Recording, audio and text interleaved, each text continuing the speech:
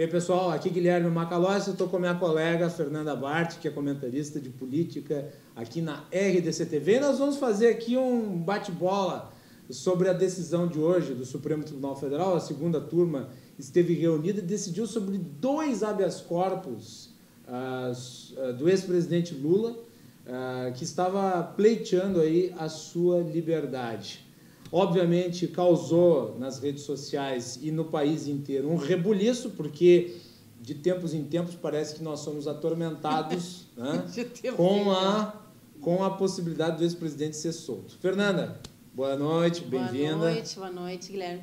Não, é incrível assim perceber quantas horas de trabalho o Supremo já debruçou em cima de pedidos de habeas corpus. Mas é uma coisa impressionante. Parece que o Supremo só trabalha para isso. Eu não conheço outro réu que tenha tido tantos habeas corpus apreciados em instâncias superiores contra o Lula. Eu não estou falando só do Supremo, eu estou falando do STJ, estou falando do TRF4.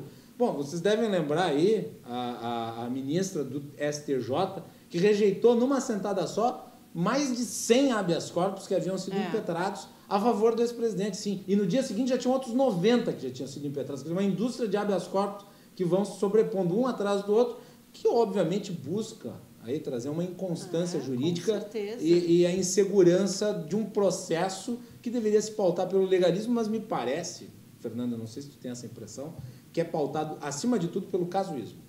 Com certeza. O que foi feito hoje, que não era para ter sido votado hoje, né? Até ontem a gente tinha o indicativo de que não seria votado.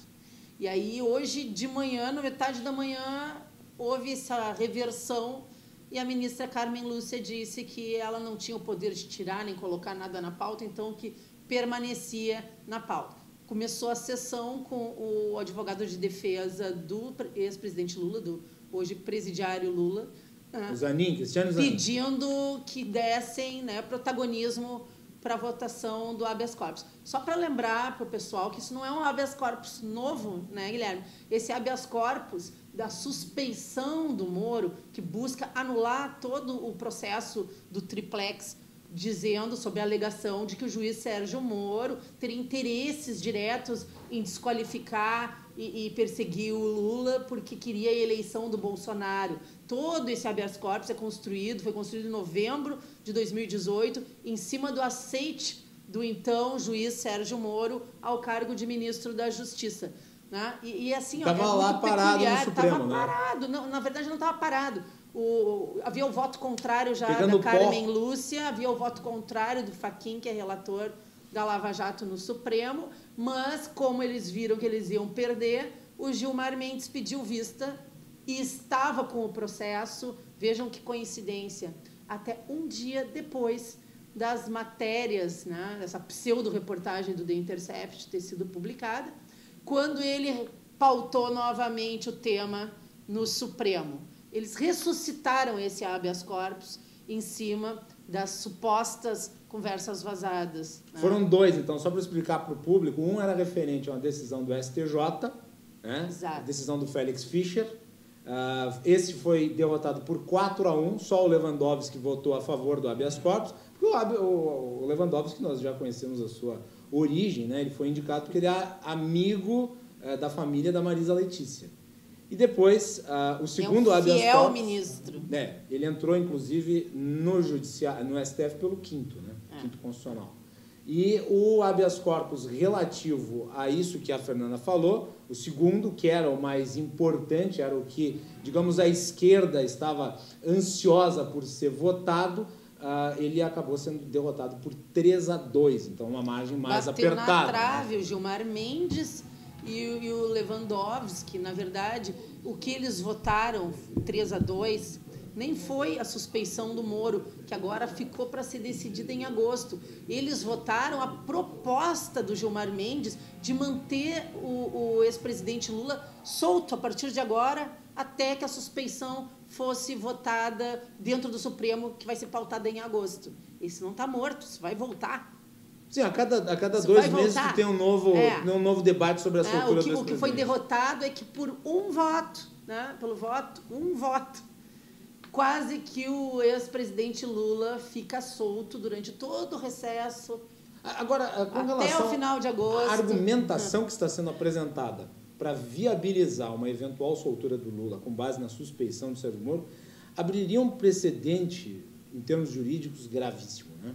Porque, vamos lá, nós podemos eventualmente avaliar a gravidade da relação existente entre o Sérgio Moro e os procuradores da Lava Jato, se isto for, de fato, auferido, comprovado e examinado através da perícia dos documentos originais. Exato. Agora, tu não pode tomar isso como verdadeiro com base num relato. Ou porque foi publicado em outro jornal. O que o Intercept está fazendo? O Intercept está fazendo o seguinte, ele está dizendo, eu recebi um documento e ao invés de ele publicar o documento, ele está relatando o que viu no documento. Mas ele não publica o documento. São então, transcrições. Nós não temos acesso aos originais, nós não temos acesso aos supostos áudios, aos supostos prints, não temos acesso a absolutamente nada. Apenas nem ao ao contexto onde a suposta conversa aconteceu, o que é o pior de tudo, porque quando tu descontextualiza uma conversa, tu acaba com todo o sentido, tu dá o sentido, tu dá o novo sentido que tu quiser, né? Tu cria a narrativa que tu quiser. Esse é o grande problema. E eu vi a última entrevista que eu vi parte da fala do Glenn Greenwald hoje, lá na Comissão de Direitos Humanos do Congresso, ele dizendo que era verídico porque a Folha de São Paulo tinha publicado já, porque o Estadão... Mas a Folha já tinha também não publicou. Mas eles não têm peritos, eles não são peritos. Desde quando o jornalista é perito? Jornalista não é perito nesse tipo de coisa. Quando se fala em perito, se fala em perito com fé pública. Exatamente. Ou seja, alguém que tem a capacidade técnica de analisar um conjunto de evidências, um conjunto de provas e dizer isto é verdadeiro, isto não foi alterado, isto é reprodução fidedigna daquilo que estava contido no celular da pessoa que teve as suas informações vazadas. Então veja só o grau de periculosidade de uma decisão como essa. Primeiro, baseada num conjunto probatório que não foi apresentado e que foi obtido através de forma ilegal. Prova ilícita, Exatamente. prova ilícita e prova ilícita não apresentada. Quer dizer, abriria-se, Fernanda, um escopo de insegurança absolutamente incalculável. Mas o Gilmar... E que contaminaria toda a investigação e todo o julgamento da Lava Jato nas instâncias superiores. Mas o ministro Gilmar Mendes estava determinado a aceitar tudo que foi publicado pelo Intercept como prova.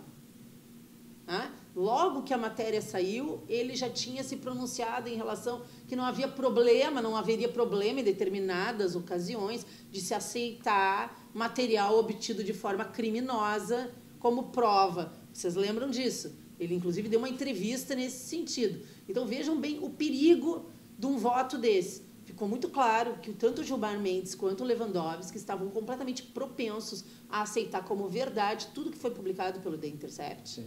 Tá? Para buscar a anulação e a soltura do presidente Lula. Eu acho que é importante esclarecer o seguinte. Né? Se você, por exemplo, é acusado de um crime e você é sentenciado pela justiça, e muitos anos depois surge uma prova, mesmo que uma prova ilícita, dizendo que você era inocente, você pode, digamos, ser beneficiado por ela.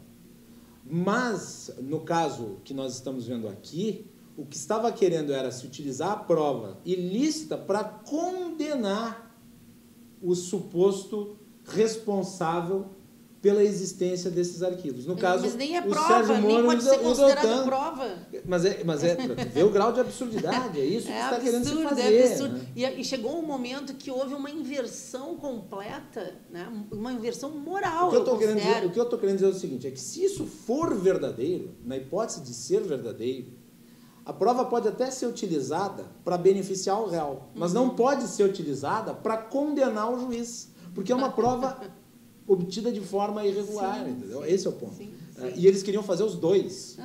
Com base não em evidência, mas numa relato. A frase que o ministro Gilmar Mendes falou, ela foi assim superlativa na demonstração da sua intenção e do seu caráter. Porque ele chegou ao ponto de dizer que o ex-presidente Lula ficasse solto até que fosse julgado o ministro Sérgio Moro.